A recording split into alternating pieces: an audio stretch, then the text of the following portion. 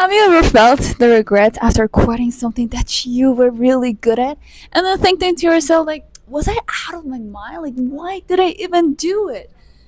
Well, it was the opposite. You were literally inside your mind. The mind is a perfect servant and the most awful leader ever.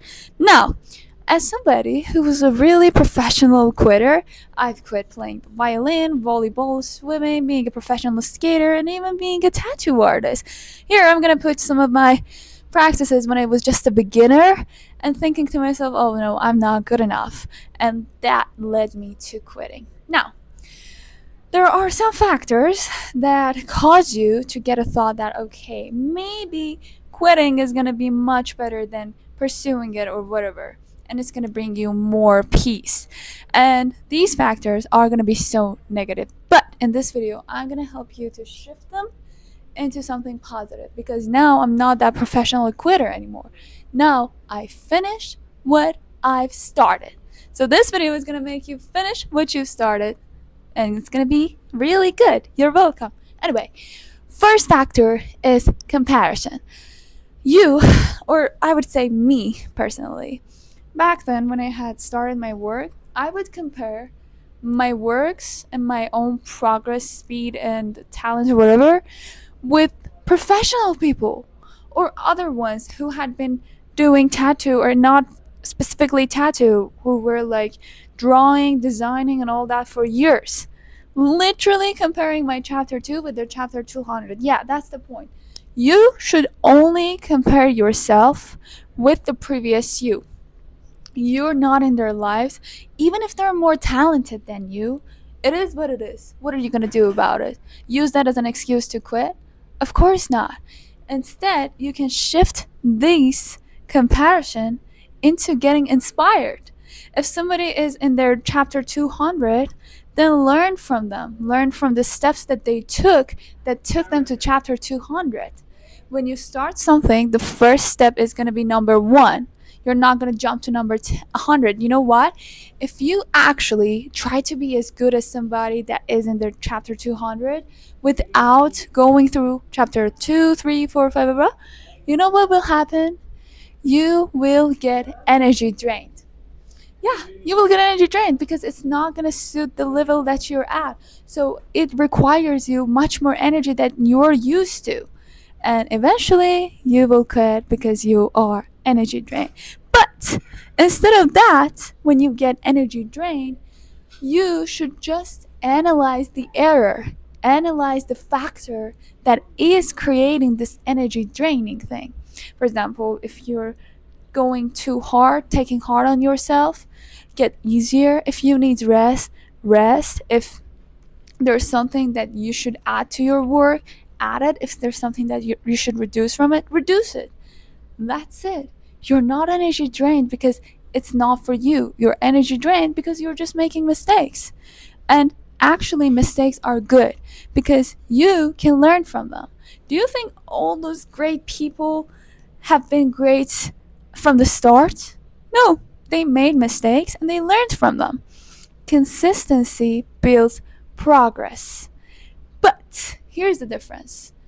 You think to yourself that you should show up all the time, every day, doing it even when you're tired and all. No, that's frequent, not consistent. When you're frequent, you follow something as a routine. Like if I be frequent, which I was back then, I would just be here pressing record, talking, literally saying whatever as always, and not analyzing anything, and then the end. Next week, I would do it again and again and again. But that is not consistency, honey. That's frequency. But when you're consistent, you look for the errors, you look for what is causing that you're not getting the result that you want. You analyze it, and boom, your next trial is gonna be much better. Improvement doesn't come from just making mistakes. No, you can make as many mistakes as you want and repeat them forever. Improvement comes from learning from the mistakes that you're making. If you do that, I guarantee you that you will get so better. Like when I look at my videos from a few months ago, I think to myself that how did I even have the courage to click on the upload button? But that's the point. If you be a perfectionist and expect yourself and your work to be the best at first, especially, of course you're gonna quit because you cannot be the best at first.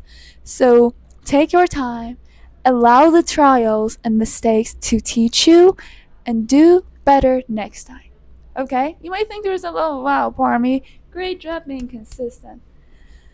You're being consistent too, but on something that's not the best thing for you. Quitting. Now, one of the other factors is that you might expect support from people. And I tell you, no matter how many people support you, no matter how many people applaud you and cheer you up, you will never get satisfied unless you support yourself. Yes, back then when I was a professional quitter, I was my biggest hater ever. Literally, I always said, oh no, you're not good enough. Oh no, you're not worth it. I turned down every offer that I got for customers. I turned down everything because I didn't see myself worth what they wanted. I didn't feel enough and I didn't feel ready. The next factor, being ready, I know you've heard it probably, but being ready is not a feeling but a decision. Being ready is a decision, not a feeling. Remember that. If you want the best situation to arrive, if you want the best opportunity, the best thing, or whatever, dude, you will miss it because it's never gonna come.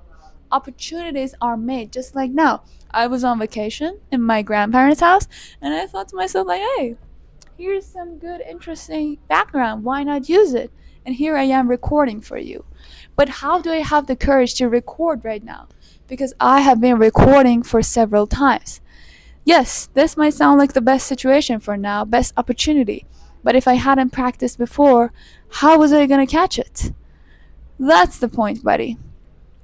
If you quit, you can never ever go for the beautiful chapters of the journey. And I tell you, every skill, everything, every art, every skill, every business, whatever that you want to create, creating and pursuing it is the best option. Never ever ever quit it, because when you quit and a few time passes and you look at where you were, you realize, oh, I shouldn't have done it. And you might think to yourself, okay, Parmi, but what about all the things that I have to do? There's a long way ahead of me. I know. Indeed, there is. But instead of looking at how much farther you should go, how about you look at how far you have come? Like, really, when you look at how far you have come, you literally forget about how much farther you should go because you realize that you've been growing on this journey. I know you want results, but results are not going to be given to somebody who's not ready for them. When I was a tattoo artist, I bought all the best materials ever. But I was not ready. I didn't know how to make use of them.